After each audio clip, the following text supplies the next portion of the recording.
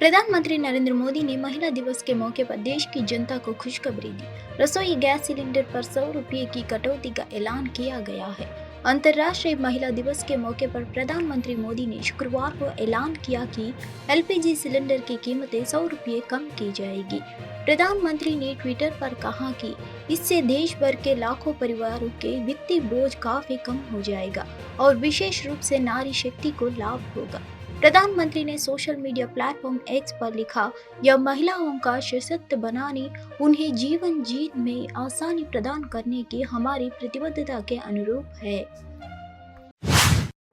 Supreme court ने कहा है कि आलोचना करना अपराध नहीं है। अगर ऐसा सोचा गया तो लोकतंत्र बच नहीं पाएगा। कोर्ट ने कहा कि पुलिस को संविधान में दी गई अभिव्यक्ति की स्वतंत्रता के बारे में संवेदनशील होना चाहिए। अदालत ने अनुच्छेद 370 पर केंद्र सरकार के फैसले की आलोचना से जुड़े एक मामले में अपना फैसला सुनाया। भारत का संविधान अनुच्छेद 19(1) के भाषण और अभिव्यक्ति की स्वतंत्रता की गारंटी देता है। उस गारंटी के तहत प्रत्येक नागरिक को आर्टिकल 370 को खत्म करने के फैसले की आलोचना का अधिकार है, या प्रत्येक नागरिक के पास सरकार के हर फैसले की आलोचना करने का अधिकार है। उन्हें यह कहने का अधिकार है कि वह सरकार के किसी फैसले ना खुश हो। अदालत ने कहा कि प्रोफेसर के इरादों पर सिर्फ इसलिए शक नहीं उठाया जा सकता क्योंकि वो एक विशेष धर्म से है। कोर्ट ने आगे कहा कि विरोध या असहमति लोकतांत्रिक प्रणाली के 4 कोनों के भीतर होना चाहिए। प्रधानमंत्री मोदी ने शुक्रवार को अंतर्राष्ट्रीय महिला दिवस के मौके पर देश की महिलाओं का बड़ा तोहफा दिया। पीएम मोदी ने घरेलू एलपीजी गैस सिलेंडर की कीमत में भारी कटौती का ऐलान किया। प्रधानमंत्री ने कहा कि गैस सिलेंडर की कीमतों में 100 रुपये की कटौती की जा रही है।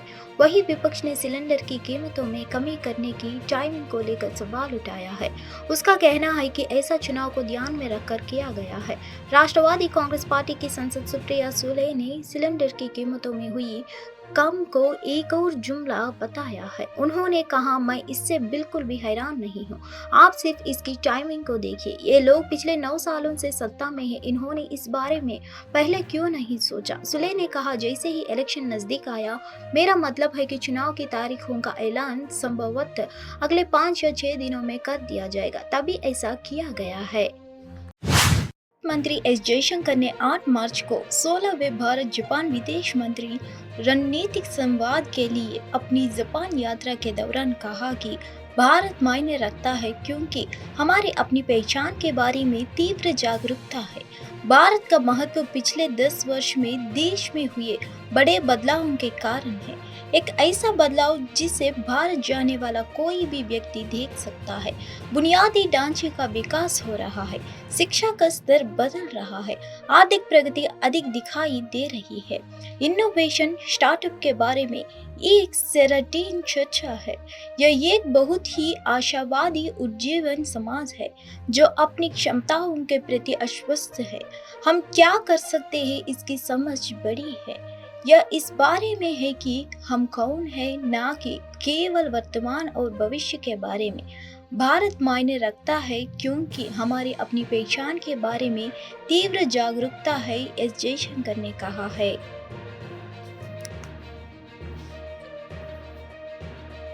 Anybody who goes to India can see, the infrastructure is changing, the education levels is changing, the economic progress is more visible. There is a certain buzz about innovation, about startups. So actually today it's a very, very optimistic, energetic society, but one which is very confident about its own abilities. So the sense of both, of what we can do has grown. But it's not only the present and the future, it's also about who we are, because it's very important for all. शिक्षाविद सुधा मूर्ति को राष्ट्रपति द्रौपदी मुर्मू ने राज्यसभा के लिए मनोनीत किया। प्रधानमंत्री मोदी ने ट्विटर पर कहा कि राष्ट्रपति मुर्मू ने उन्हें उच्च सदन के लिए नामित किया है।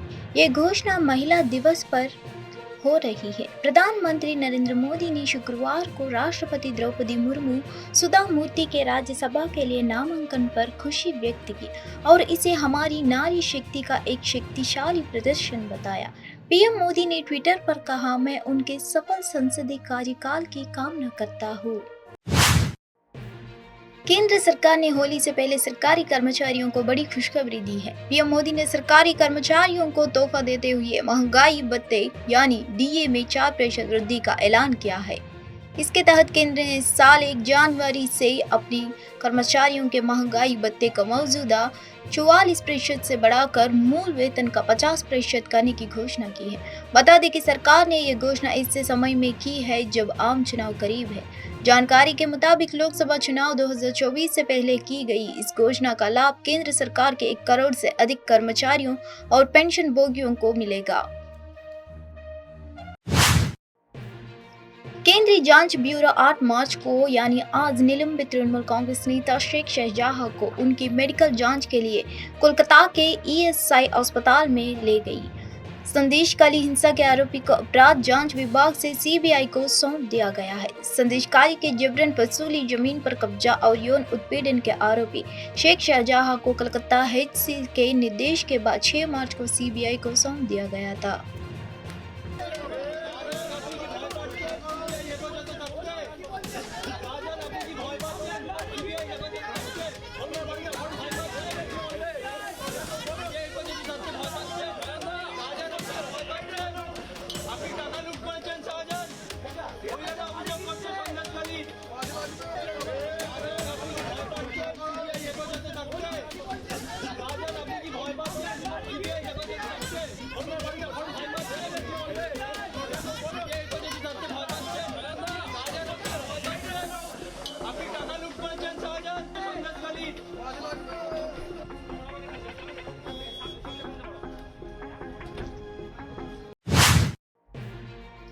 बसपा सांसद हेमा मालिनी ने 8 मार्च यानी आज मध्य प्रदेश के उज्जैन में महाशिवरात्रि के अवसर पर महाकालेश्वर मंदिर में पूजा अर्चना की।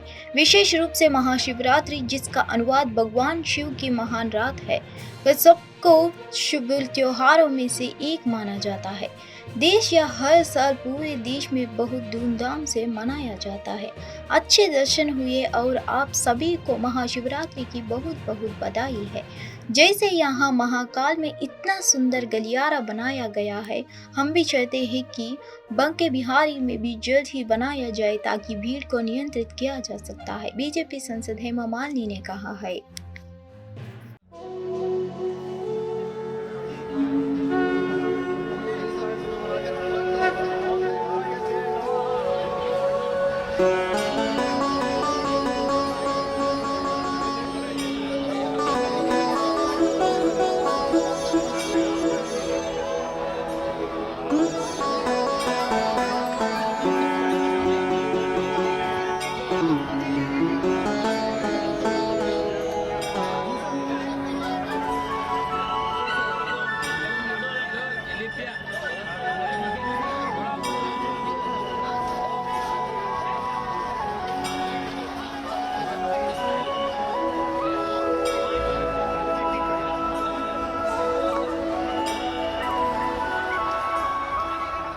महाकाल जी का दर्शन करने आए और बहुत बहुत सुंदर, बहुत अच्छा दर्शन हुआ।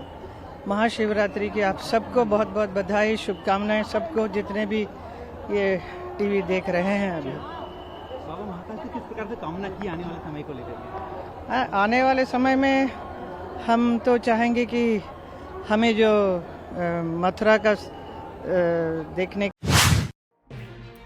विदेश मंत्री डॉक्टर एस जयशंकर 6 मार्च से लेकर 8 मार्च यानी आज तक जापान की यात्रा पर है। टोक्यो यात्रा के दौरान डॉक्टर जयशंकर ने दिवंगत पीएम शिंजो आबे की पत्नी आकी आबे से मुलाकात की। उन्होंने भारत जापान संबंधों को आगे बढ़ाने में पीएम आबे के अमूल्य योगदान को याद किया। उन्होंने शिंजो आबे की मां के हाल ही में निधन पर प्रधानमंत्री मोदी की संवेदना व्यक्त की। इस बार मेरी टोक्यो यात्रा पर दिवंगत प्रधानमंत्री शिंजो आबे की पत्नी श्रीमती आकी आबे से मुलाकात की। भारत जापान संबंधों को आगे बढ़ाने में पीएम शिंजो आबे की अमूल्य योगदान को याद किया। दिवंगत प्रधानमंत्री की मां श्रीमती योको आबे की हाल ही में निधन पर अपनी संवेदना व्यक्त करते हुए पीएम मोदी का एक निजी पत्र सौंपा है। We would like to hear from you why Bharat matters. Well, you can hear from me, but it would be better if you actually got the book and read it. I have a whole lot of reasons why Bharat matters. My argument for why Bharat matters is Bharat matters because there is a sharper awareness of our own identity, of our own past, of our civilizational heritage, which we can bring to the international level. We would like to hear from you why Bharat matters. You can hear from me, but it would be better if you actually got the book and read it. And the reason is I have a whole lot of reasons why Bharat matters. But if fast forward you through the book, I would say why Bharat matters today is in many ways we've had a remarkable change in India in the last 10 years. It's a change that anybody who goes to India can see. The infrastructure is changing, the education levels is changing, the economic progress is more visible. There is a certain buzz about innovation, about startups. So actually today it's a very, very optimistic, energetic society, but one which is very confident about its own abilities. So the sense of both, of what we can do has grown. पहले राष्ट्रीय रचनाकार पुरस्कार में प्रधानमंत्री मोदी ने भारत मंडपम में गौरव चौधरी को तकनीकी श्रेणी में सर्वश्रेष्ठ निर्माता का पुरस्कार प्रदान किया है। Let's recognize the best creator in tech category और इसके विनर हैं टेक्निकल गुरुजी के नाम से जाने जाने वाले गौरव चौधरी। आपका पहला टेक चैनल है जो 1 करोड़ सब्सक्राइबर्स के मार्क को क्रॉस कर गया and you even covered UPI in Paris. That's Gaurav Chaudhary.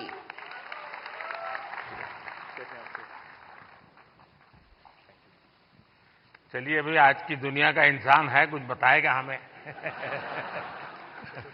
तो चलिए शुरू करते हैं। सर, मैंने 2015 अक्टूबर में अपना चैनल शुरू किया था और उसका एक बहुत बड़ा कारण है डिजिटल इंडिया, जो जुलाई के महीने में शुरू हुआ था। उससे 1 साल पहले जब आपने make in India program start किया तो हमने देखा कि कैसे टेक्नोलॉजी के फील्ड में स्पेशली इंडिया, जो हमेशा से हम जानते हैं कि हम सभी का जो टैलेंट है वो तो बहुत अच्छा है ही, लेकिन जैसे हमने देखा कि हमारे देश में जब मैन्युफैक्चरिंग स्टार्ट हुई, जो बाहर की कंपनियां भी इंडिया में आ रही हैं, तो उससे मुझे लगा कि क्यों ना मैं अगर अपना थोड़ा नॉलेज शेयर कर पाऊं, तो बस वही स्टार्ट किया है सर। आपने ध्यान में आया होगा, एक विषय को लेकर के मैं भारत काफी कुछ कर रहा है और दुनिया को भी मैं कहता रहता हूं। सभी दुनिया के बड़े बड़े नेताओं से इस विषय में मेरी जरूर चर्चा होती है और भारत का जो डिजिटल इंडिया का सक्सेस है, ये तो गौरव बराबर अच्छे तरह जानते हैं क्योंकि उसी फील्ड में काम करते हैं। लेकिन मेरा एक आग्रह रहता है कि उज्जवल भविष्य के लिए हमें टेक्नोलॉजी को डेमोक्रेटाइज करना चाहिए।